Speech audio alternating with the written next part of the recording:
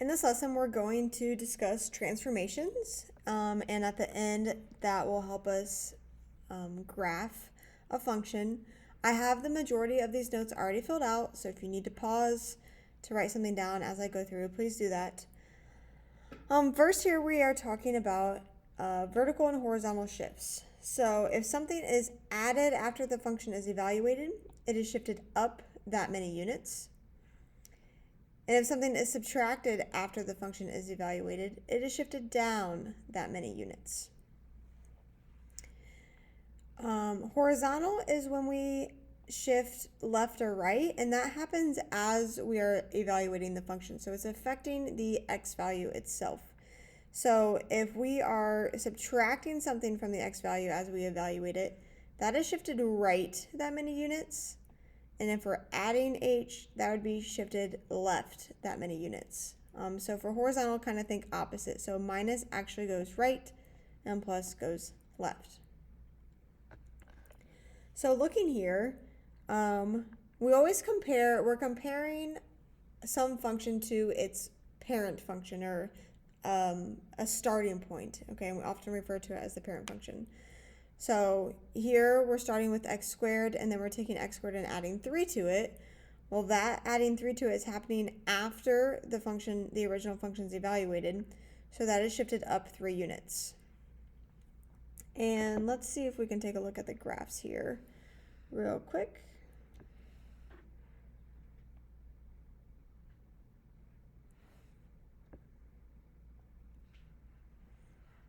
All right, there would be our original. And there it is, shifted up 3 units. Okay, next here, we're comparing to the square root of x. We have the square root of x minus 2. We are subtracting 2 as the function is being evaluated, so it's affecting the x value. So that is shifted right 2 units. And talking about domain and range here, if I look at my graph, there's my original. There I am shifting it right 2 units. So now my domain is starting at 2 instead of starting at 0. So we have our domain from 2 to infinity and our range from 0 to infinity. Comparing x squared minus 4 to x squared, we are shifting it down 4 units. That would make our domain all real numbers still, and our range changes from -4 to infinity. Comparing the square root of x to the square root of x plus 4, we are shifting the function left 4 units. So that's affecting our domain. So our domain is now from -4 to infinity, and our range is from 0 to infinity. And then last here, we have a couple things happening. We are shifting left 3 units, and we are shifting down 5 units. So let's look at that graph.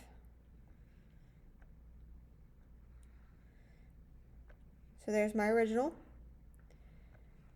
And then I am going left 3 and down 5. So each ordered pair is going left 3 and down 5. So my domain is all real numbers. My range is from -5 to positive infinity. Okay, moving on to vertical and horizontal stretches and compresses. So a vertical stretch or compression happens when we are multiplying by the function by a value of a. If a is between 0 and 1, we say it has a vertical compression by a factor of a. If a is greater than 1, it has a vertical stretch by a factor of a.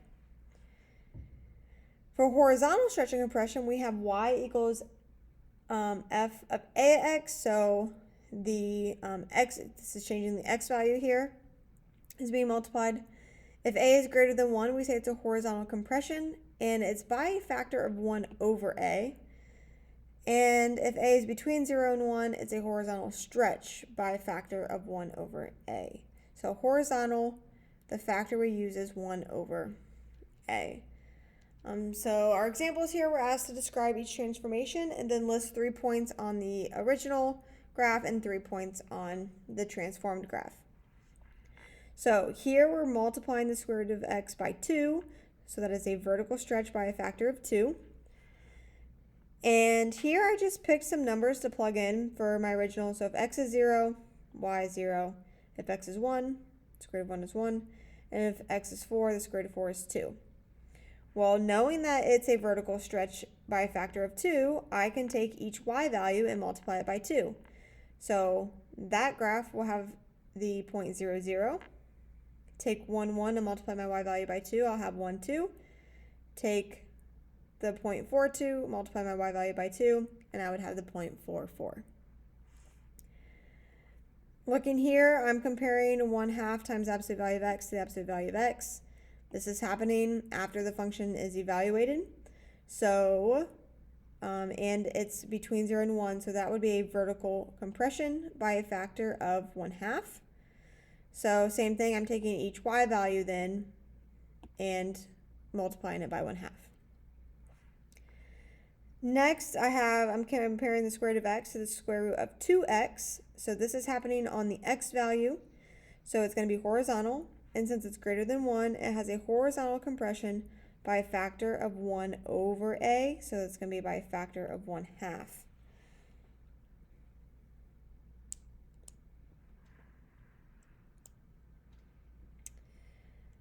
All right.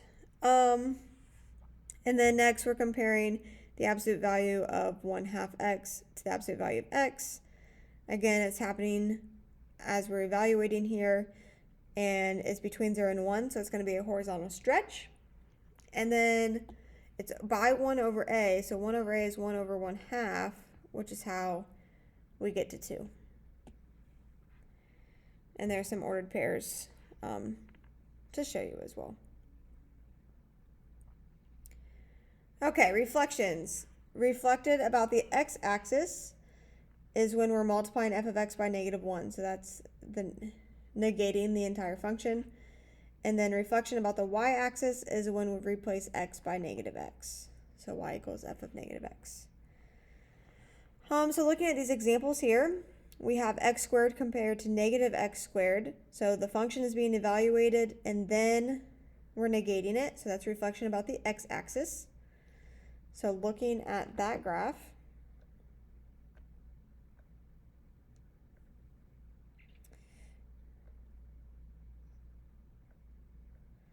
all right, so the purple one's the original, the black one shows how it was reflected across the x-axis. So our domain is still our real numbers, but now our range is from -infinity up to 0 instead of 0 to +infinity. Looking at this one, we're comparing the square root of x to the square root of -x. This is replacing x with -x, so it's a reflection about the y-axis. And looking at that graph, there's our original. There it is reflected across the y. So now our domain is 0 to -infinity, or -infinity to 0, and our reflection is 0. Or sorry, her range is 0 to +infinity. Okay, and the last thing we have here is how to use this to help us graph. So this first example, find the function that is finally graphed after the following sequence of transformations are applied to the graph of y equals the absolute value of x. Okay, so if we shift it left 2 units, that's affecting the x, so this would be y equals the absolute value of x plus 2. That would show a shift left. And then if we take that and shift it up 3 units, that would be y equals the absolute value of x plus 2, and then adding 3 to the entire function. And then reflected about the y-axis means we replace x with -x. So this would be y equals the absolute value of -x plus 2 plus 3. And that there would be the final transformed function, the equation for it. Okay, these next two are similar. I'm going to go ahead and just step out this middle one. We're asked to graph the function f of x equals 3 over x minus 2 plus 1 and find the domain and range of f. So we first need to figure out, well, what is the original function that we are trying to compare this to? Well, that would be the reciprocal function 1 over x. Okay, so let me show you what 1 over x looks like. It looks like that. So, our transformed graph is going to look similar, it just might have points in different locations. All right. Okay, so looking here, we need to see how this graph changes. So it might be helpful to rewrite this as 3 times 1 over x minus 2 plus 1.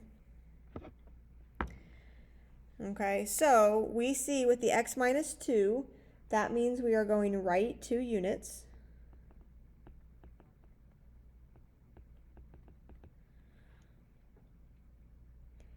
And then we're multiplying by 3 outside the front of the function there. So that's going to be a vertical stretch by a factor of 3.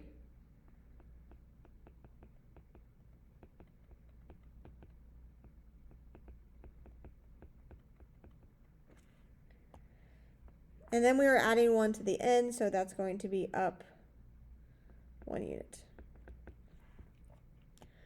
Okay, so we're just going to pick some ordered pairs for the original equation y equals 1 over x. So we know we can't plug in 0 for x. So let's do -1. Y would be -1. If we plugged in 1, y would be 1. If we plugged in 2, y would be 1/2.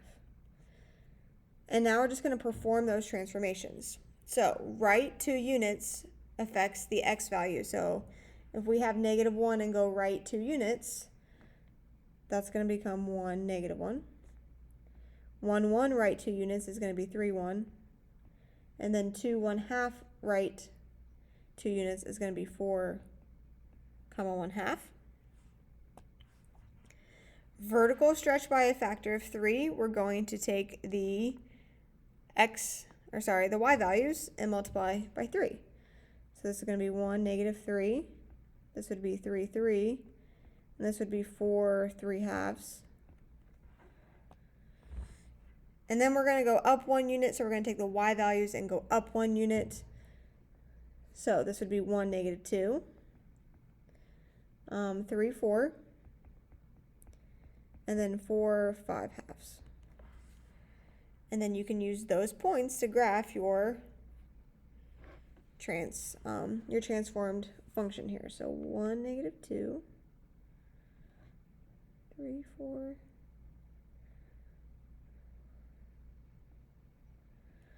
Okay, remember what it looked like originally. It's going to appear the same.